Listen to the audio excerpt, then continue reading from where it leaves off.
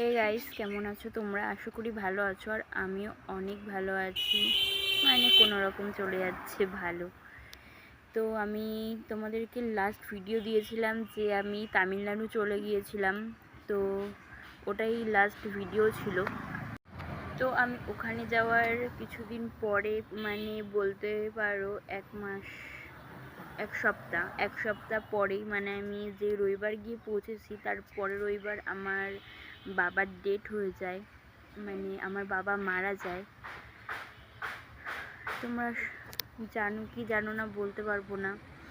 আমার বাবার অনেকদিন ধরেই শরীর খারাপ ছিল,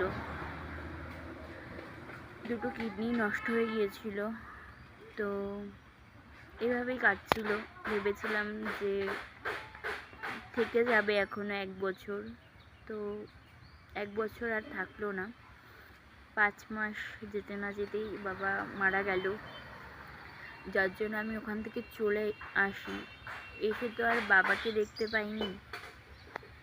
আমি যা যা নিয়মকানুন করার সেই কাজগুলোই করলাম।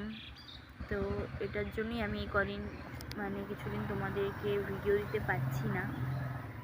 তো এবার থেকে ডেলি ভিডিও আসবে, তোমরা দেখতে থাকবে। অ্যামেজিং পৌলুমি।